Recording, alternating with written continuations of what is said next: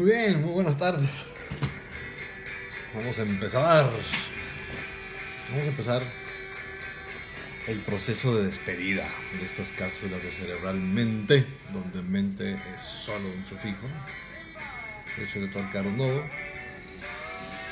Y hoy, que estamos ya casi cumpliendo los 2 años de este experimento, haremos más cosas. Después terminaremos con este mes y vamos a comenzar el final con un tema básico. Voy a intentar como resumirlo, porque tiene muchísima historia. Posiblemente los primeros que empezaron a hablar de esto fueron los presocráticos, antes de Sócrates, hace 2500, 2600 años, con Alcmeón de Crotona, Hipócrates. Y es importante que estos primeros médicos, que por lo menos fueron los que más escribieron, aunque de Alcmeón no tenemos casi nada rescatado, no tenemos nada original de él, pero tenemos varios otros escritos de otros médicos y filósofos muy cercanos a su época, especialmente Teofrastos, ¿no?, que fue el que le siguió a Aristóteles en la gran escuela griega de Atenas, el Ateneo. Entonces, tenemos muchos escritos de ellos, especialmente hablando de Alcmeón, y que fue el primero que propuso que este pequeño órgano estaba todo conectado, los nervios que nos hacían sentir y movernos estaban conectados con esto, y que tendrían que estar todos en una especie de equilibrio. También fue uno de los primeros que planteó el concepto de equilibrio biológico, lo que hoy llamamos la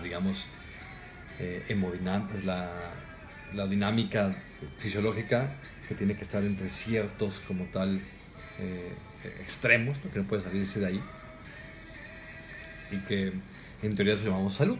Entonces, el proceso de ese equilibrio dinámico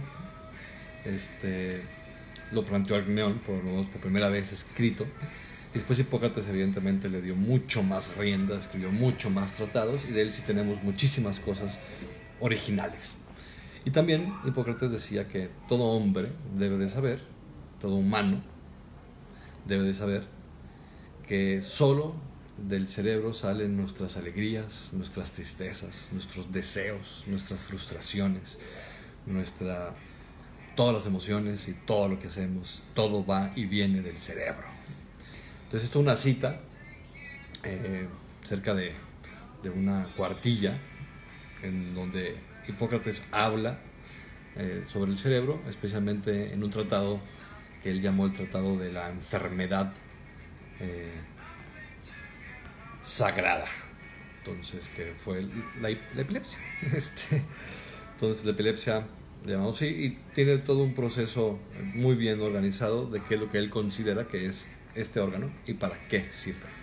Evidentemente no estaba del todo planteado, había muchísimos errores, y seguiremos con los errores inclusive después de Galeno, pero después de Hipócrates, empezando por los grandes Sócrates, Platón y Aristóteles, hubo muchas malas concepciones, y da de cuenta que como regresamos y perdimos mucha información valiosa que tenía Hipócrates, que se fue perdiendo especialmente con Aristóteles, que simple y sencillamente no podía, el buen Aris de Cos, no podía aceptar que el cerebro fuera lo más importante, porque no se sentía nada, se sentía aquí, entonces era el corazón, y siempre hemos estado entre el corazón y el cerebro. De hecho, si ustedes escuchan la palabra recordar, realmente tendríamos que llamarla recerebrar. Tú recerebras cuando creías en Santo Claus. Entonces, en vez de recordar es volver a pasar por el corazón, pues el corazón básicamente no recuerda nada, no recerebra nada, no tiene ningún tipo de memoria. El cerebro es el que la tiene. Entonces, de hoy en adelante podemos utilizar recerebrar en vez de recordar. Entonces, si vamos a recerebrar, justamente ese proceso en el que tenemos a lo mejor entre 5 y 10 años, y que todavía creemos en Santo Claus, y que todavía no nos damos cuenta que Santo Claus es algo ficticio, que por alguna razón nos contamos muchas historias ficticias y después nos damos cuenta que pues, son nuestros padres. Y ese proceso de un poco de desilusión, ¿no? De descubrir algo que parece peor, no lo es. Es mucho mejor que existan tus padres que te quieran y que te manden regalos a que exista pues una especie de fantasma mágico, ¿no? Que vive en no sé dónde y te trae regalos una vez al año. Entonces el punto es que esta idea, ¿no? De Santo Claus nos viene muy bien, porque para mí siempre ha sido como Santo Claus es a los padres, a los progenitores, lo que mente es al cerebro.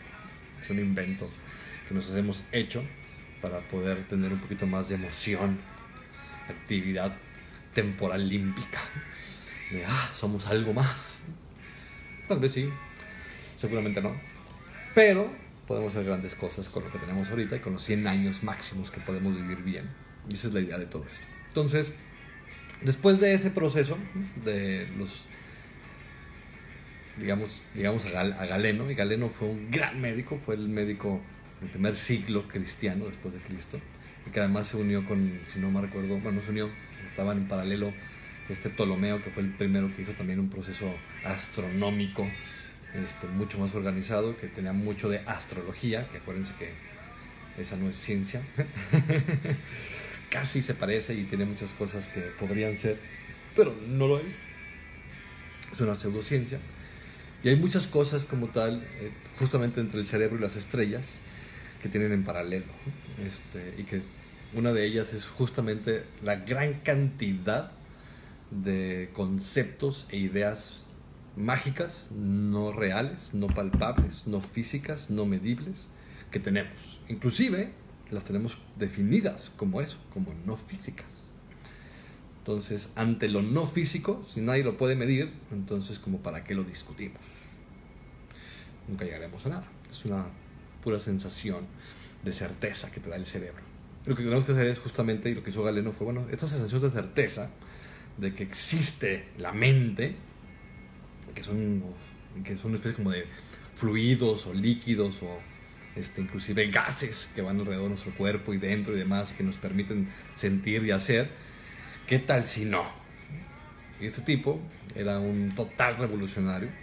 Le encantaba además como picar y destruir lo que estaba hecho. Que él decía, bueno, no porque tengamos la certeza de que así es, que llevamos 1000 años diciendo esto, no quiere decir que sea cierto. Es más, de hecho, yo sé que no lo es. Y lo probaba. Entonces llegó a Roma y fue el médico de, si no me recuerdo, Marco Tulio o Marco Aurelio. Tengo que revisar mi historia, ¿cómo es posible que se me olvide eso? Pero bueno, uno de los césares romanos, muy joven, primero empezó con ser el médico de los gladiadores y después pasó evidentemente a estar con la realeza, porque se dieron cuenta que era muy bueno, era sumamente extraordinario, no solamente en qué hacía, sino en los conceptos, y los conceptos le permitían hacer cosas distintas. Entonces tenía unas grandes charlas y pláticas, cátedras, en donde utilizaba animales, especialmente cerdos y monos, para demostrar que del cerebro venía todas nuestras sensaciones y especialmente nuestro lenguaje, porque en ese momento el lenguaje se pensaba que también justamente venía del corazón. El corazón provocaba con sus pulsaciones y el aire que inspirábamos, entonces todo era un proceso torácico. Entonces este tipo decía, no, todos los nervios, así como lo decía y Alcmeón y Hipócrates, vienen y van al cerebro. El cerebro es el que regula todo eso. Entonces lo ponía en prueba. Entonces abría y disecaba changos y cerdos vivos y les cortaba los nervios laríngeos y dejaban de chillar, y luego los conectaba de nuevo y chillaban de nuevo. Entonces comprobaba que efectivamente del cerebro depende nuestro lenguaje, a través de los nervios.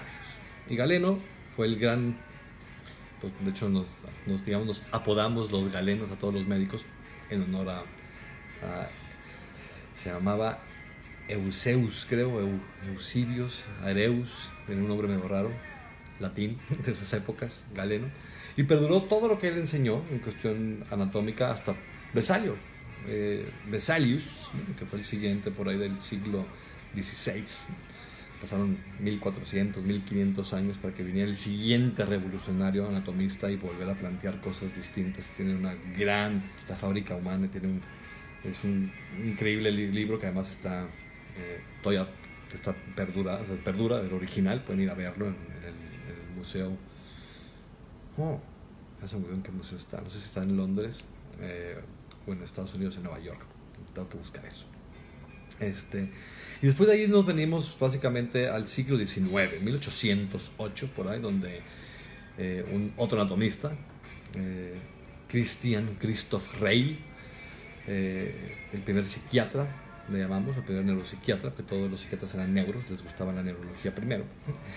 Después eso dejó de funcionar en el siglo XX.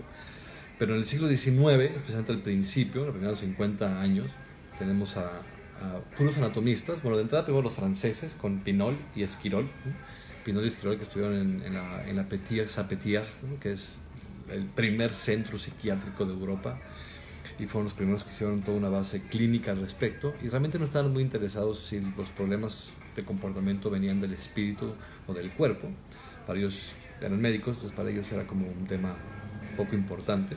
Ellos querían clasificarlo, lo hicieron bastante bien. Esquirol fue el alumno de Pinel y le dio mucho más profundidad a la parte clínica francesa. Y después, más o menos al mismo momento, 1840, 60, tenemos a los alemanes, tanto Griesinger como Meinert, el gran Meinert, el maestro Meinert, y Kraepelin, que entre ellos hicieron toda la carrera, toda la base como tal de la neuropsiquiatría moderna. Y eran totalmente biologistas, es decir, no tenían ninguna intención de hablar de la mente y del espíritu y de sus trastornos. Todos eran trastornos cerebrales. Pero después eso se perdió gracias a uno de los alumnos de Meinert, Freud, que empezó haciendo investigación en cocaína y anestesia y demás, pero después como neurofisiólogo, pero después un poquito se hartó y dijo, no, aquí no hay nada, está muy complicado esto, no vamos a lograr. Entonces empezó a inventar, tal cual, que eso es lo que hizo, y eso es lo que él dice que dijo. Inventar toda una teoría, o una hipótesis, o una manera, un proceso lingüístico de explicar nuestra patología de comportamiento. Y fue también planteada y era tan bonito, y el Freud era alguien que le gustaban mucho los aplausos. Ramón y Cajal, se recuerdan, contemporáneos, uno en España, otro en Viena, uno histólogo y neurohistólogo, el padre de la neurociencia moderna, Ramón y Cajal, el gran Ramón y Cajal. Y luego Freud, y tenían muchos piques, igual que Meinert, que también era un anatomista, un gran anatomista. No le gustaba lo que su alumno Freud estaba haciendo. Después medio se reconciliaron al final, pero no del todo.